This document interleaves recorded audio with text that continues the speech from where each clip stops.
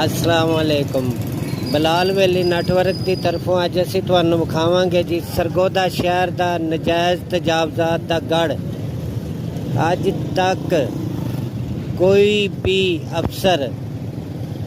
अफसर इस जगह तो तजावज़ात ख़त्म नहीं करवा सकिया।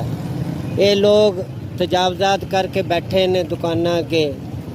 दुकाना 2-2 फुट दियां इन्हां दियां दुकाना ने। असीं तुहानूं अज तजावज़ात दिखावांगे कि इन्हों जदों तो पाकिस्तान बनया उस दिन तो लैके अज तक कोई भी इस सरगोदे शहर शरबत चौक अज तक कोई भी तजावज़ात ख़त्म नहीं करवा सकिया।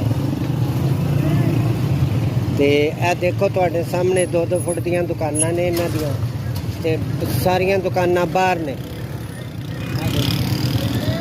देखो बाहर ने सारियां वो सामने देखो। ये जी सरगोदे शहर का मशहूर शरबत चौक। ये शरबत चौक है। इत्थे कोई माई दा लाल अफसर अज तक नहीं आया जेड़ा कि इस जगह तो सामने मोहम्मदी बाजार है कि इस जगह तो कोई भी तजावज़ात ख़त्म करा सके। रेहड़ियां वाले फट्टियां वाले दुकाना वालियां ने अपने अगे बिठाए ने। इन्हां कोलों हज़ारों रुपया किराया वसूलते हैं। तो रेहड़ी वाले बदमाश ने।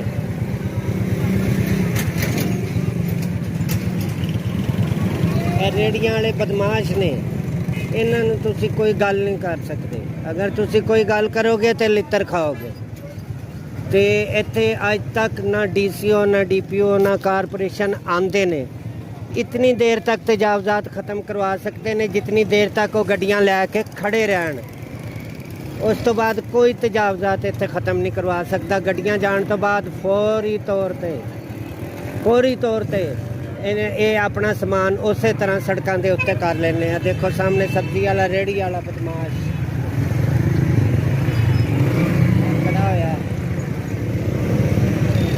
है देखो रोड ब्लॉक है, बंद है। रेहड़ियां वाले खड़े हैं।